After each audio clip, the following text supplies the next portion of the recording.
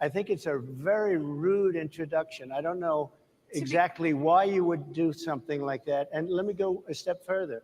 I was invited here, and I was told my opponent, whether it was Biden or Kamala, I was told my opponent was going to be here. It turned out my opponent isn't here. You invited me under false pretense. And then you said, you can't do it with Zoom. Well, where's Zoom? She's going to do it with Zoom, and she's not coming. And then you were half an hour late, just so we understand. I have too much respect for you to be late. They couldn't get their equipment working or something was Mr. President, wrong. I would love I think if you it's can a answer very the question nasty on your rhetoric question. and why you I believe have that answered black the voters question. should trust you with another I 4 have years. been the best president for the black population since Abraham Lincoln. That's my answer. Better than President Johnson, who signed the Voting Rights Act? And for you to start off... Whoa. Wait a minute now. Hold on. Wait. Stop. Time out. Flag on the play. This is getting a little wild. Hold on, y'all. Let me... Oh man! All right, wait, let's see where this started. Because let's go back just a little bit, because I'm really curious to see what she said to him that offended him so much, where he felt disrespected like that. Let's take a look at that and see what happened. Because apparently she said something to him that pissed him off, and you see how he responded. Like, hold on, that was very rude. He started going in on their audio equipment and everything else that they had going on. Mr. President, we so appreciate you giving us an hour of your time. I want to start by addressing the elephant in the room, sir. A lot of people did not think it was appropriate for you to be here today. You have pushed false claims about some of your rivals, from Nikki Haley to former President Barack Obama, saying that they were not born in the United States, which is not true. You have told 4 congresswomen of color who were American citizens to go back to where they came from. You have used words like animal and rabid to describe black district attorneys. You've attacked black journalists, calling them a loser, saying the questions that they ask are, quote, stupid and racist. You've had dinner with a white supremacist at your Mar-a-Lago resort. So my question, sir, now that you are asking black supporters to vote for you, why should black voters trust you after you have used language like that? Well, first of all, I don't think I've ever been asked a question in such a horrible manner. First question. Oh, okay. Don't even say, hello, how are you? Are you with ABC? Because I think they're a fake news network, a terrible network. And I think it's disgraceful that I came here in good spirit. I love the black population of this country. I've done so much for the black population of this country, including... Wait. So, I mean, she loaded the question, so I can see why he's a little annoyed. But, I mean, is it true or is it not? I mean, just answer the question. But let's see what he says. Employment, including opportunity zones with Senator Tim Scott of South Carolina, which is one of the greatest programs ever for black workers and black entrepreneurs. I've done so much. And, and I say this, historically, black colleges and universities were out of money. They were stone cold broke.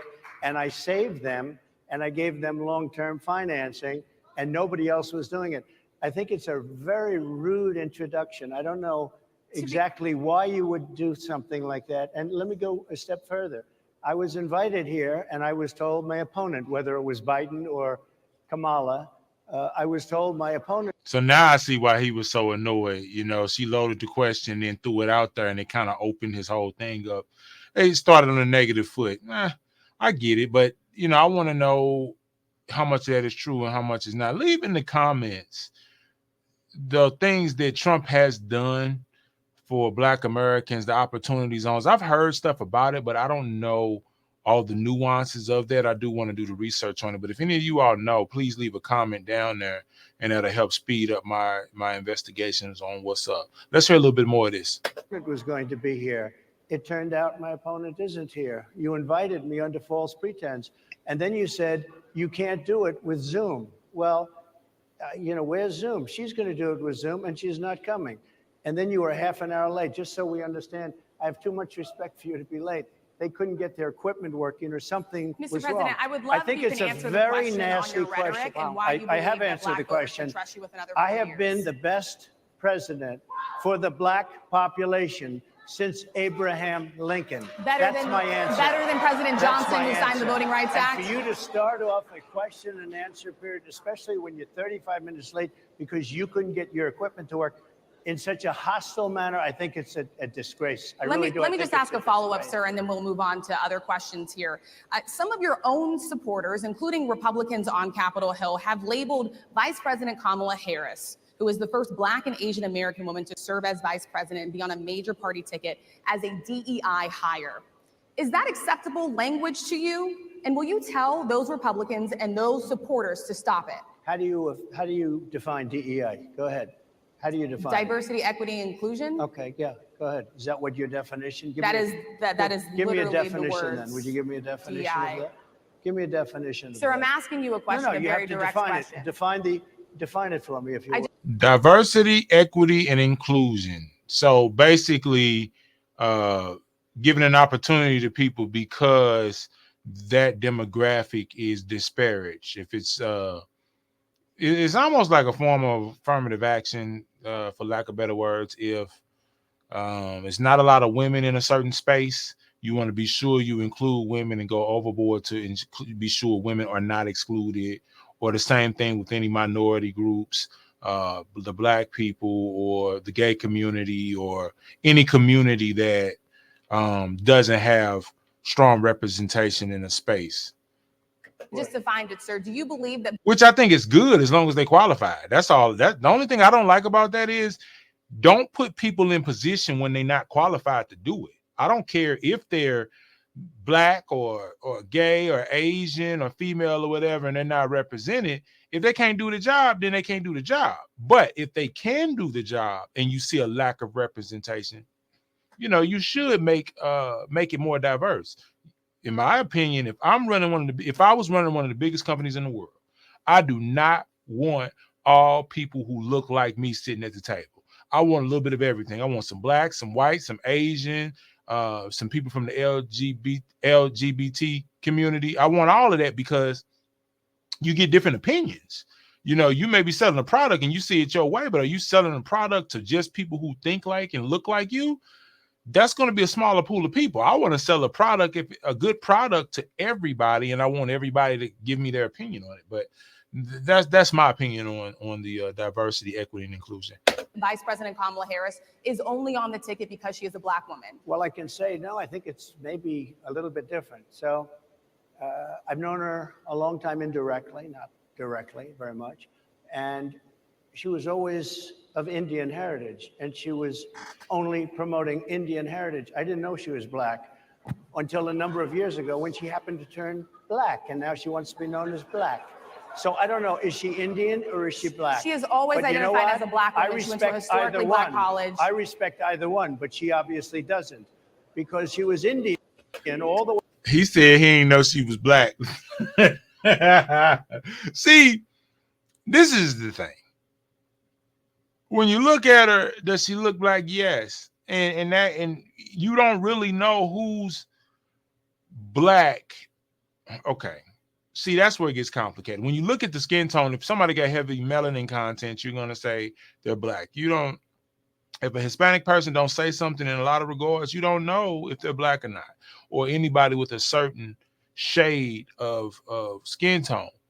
But I do think the question comes in the terms of where their heritage is. How does the lineage run?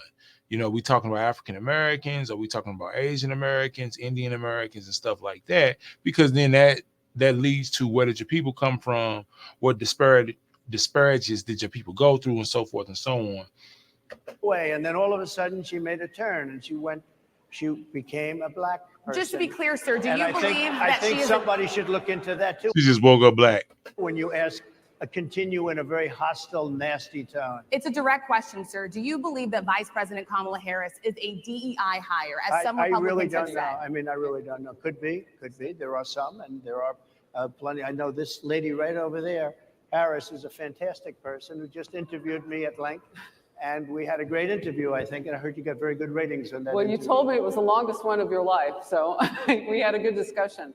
Look, All right, we're gonna stop right there before this lady picks up on it. This is interesting. I do think he went in on the lady at the beginning a little too hard, but she did ask some loaded questions too. They started off on a negative foot. If it would have been me, I would have been like, "Hey, how you doing, President? Thank you so much for coming. You know, I know it's been whatever." I would have gave a little bit of small talk, just a little bit to ease up the situation, because he is addressing a black audience, and knowing how he moves, he's the pivot king.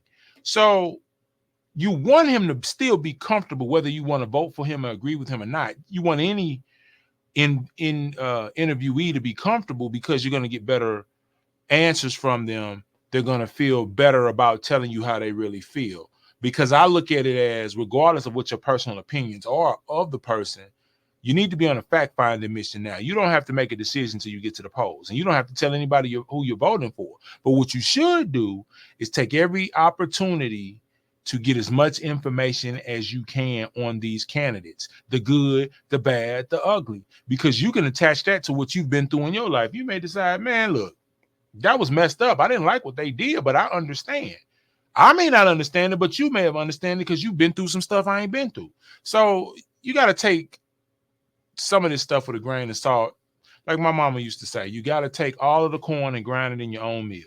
Some people are so ignorant to the fact that if it's something negative, they don't want to hear it. If it's something too positive about somebody they don't like, they don't want to hear it. Now listen to all of it and make your own decision. Just don't let that negativity consume you, and don't let too much positivity turn you off just because it's positivity about somebody you don't like. Listen, because you may find something out. So anyway, we can talk about this later. This one a little longer than I wanted it to. Like, comment, and subscribe, and remember to stay unlikely and be unstoppable. All right, I'm gonna catch you on the next one.